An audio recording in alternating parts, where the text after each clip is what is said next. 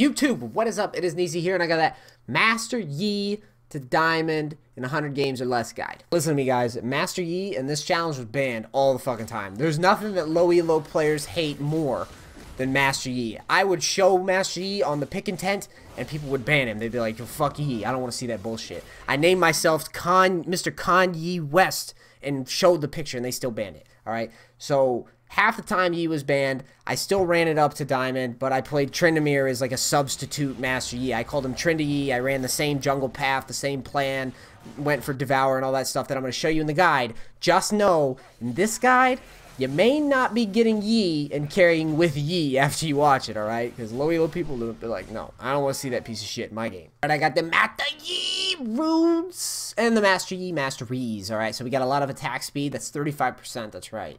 Attack speed, blues, quints, reds, and then armor, yellows. And then for the Masteries, 18, 0, 12, emphasis on Fervor. Fervor's really, really good with Master Yi, and he stacks that shit up really, really fast in team fights. And obviously trying to get a little bit lower cooldowns on Flash is fine. This is what worked for me. It'll probably work for you too. Alright, it is time for a quick and dirty rundown of Master Yi's skills. Alright, Master Yi's passive after 3 attacks. The next attack strikes twice, applies on-hit effects, deals a little extra damage. Kinda cool. Master Yi's Q, Alpha Strike, sounds manly because it's got Alpha in the name, except it's kind of buggy. You're supposed to be able to click on somebody, dash through them, deal a lot of extra damage. You can dodge skill shots, hard CC with it sometimes. You can do a lot of fancy stuff with Alpha Strike, but it's kind of buggy. And Cowstep was right when he was like, you know, I was saying Alpha. That video, yeah, it's spot on. Sometimes you're going to die because Alpha Strike is bugged. Right, needs to fix it.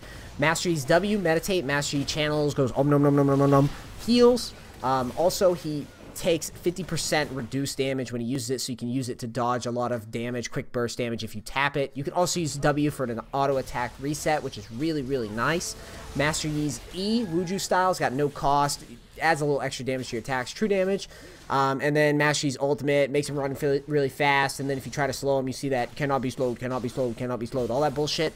Yeah, that's pretty much about it. Attack speed is really useful for Master Yi's skills because it reduces the cooldown of Alpha Strike, and it also gets you more basic attacks in because of your passive. So, there you go. There's Master Yi's skills.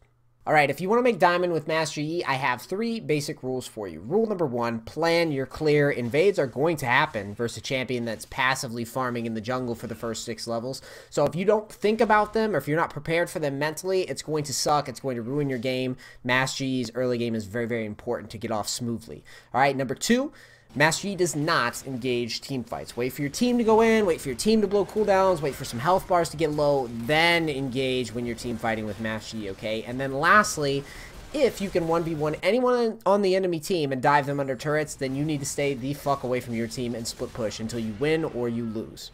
Alright? These are the biggest things that I've learned by doing this challenge with the Master Yi to Diamond. Alright, Master Yi is kind of a gentle creature in the early game, okay? He needs farm, he needs time to breathe and space, and we are going to do just that. If you're on blue side, if you're on red side, you're going to start towards the bottom side of the jungle. So, if you're on blue, you start golems. If you're on red side, you start gromp.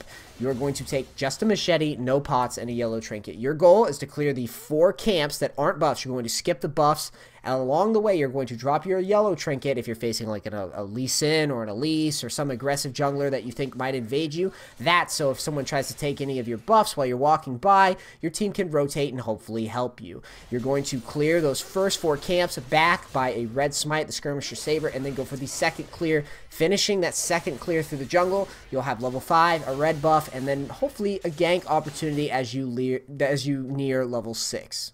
In this challenge, I use Flash Smite. You can use Exhaust Smite or Teleport Smite. Just know that if you do that and you get invaded really hard, you are going to get screwed all game because you have no escapes. Ideally, in the mid game, you will have succeeded in ganking one of those lanes as soon as you've hit level 6, and you can now afford Devourer, and you're going to be building towards Blade of the Rune King and stacking up that Devourer as soon as possible. Every time your ult's off of cooldown in the mid game, you're going to look for gank opportunities. Gank opportunities with Yi. Any hard CC like a Malphite, maybe an Ahri that you trust, maybe a bot lane like an Ashe Leona, something that you can work off of, that you can reliably engage into. If you don't have a reliable gank, just farm up while paying attention for the counter gank in your lanes that you're passing. That's the most optimal way that I've found to get through the mid game as Master Yi. Also in the mid game, you can do dragon at any point once you've hit level 6 or higher, but it's very, very important that you at least bring a pink ward before you try to do it. You need to make sure that you're safe before you start dragon, because Master Yi, once he's in that dragon pit, if he gets caught, he's fucked. Now, the late game, hopefully you finish Devourer at least by the 20-minute mark. And in a perfect world, you're going to finish it around 15, 30, 16 minutes. Normally, if you get your Devourer stacked up and rolling early, you're probably going to carry the game. And in the late game, if you can 1v1 anybody on the enemy team, then you need to stay the fuck away from your team and push and challenge people, dive people, abuse that Master Yi lead. That's the best way that you're going to find results from your leads as Master Yi. However, if you can't 1v1 everybody on the other team reliably, stay with your team, wait for a reliable engage, and then you follow up after the fight's kind of broken out. You come in with your ult, you scream Master Yi at your computer, and then you get the pentakill. And that's how you play Master Yi. I wanted to take a moment to talk about items for Master Yi, okay? Some people really wanted me to go Ginzu's Rage Blade all the time. It's not my style. I preferred Blade of the Rune King just because I like split pushing a lot. That's how I control a lot of these lower elo games.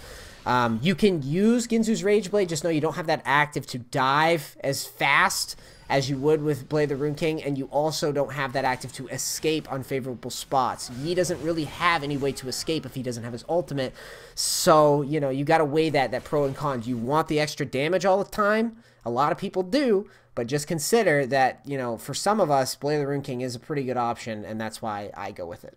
And now we got them frequently asked questions. When I pick a Master Yi, these people, they feed like they are CC's Pizza, or like they are trying to save their children or something. How do I stop them from feeding Lee Sin 10 kills at the 10-minute mark? How do I possibly do that? This question has always been the problem with Master Yi and all the junglers that need time to ramp up and farm.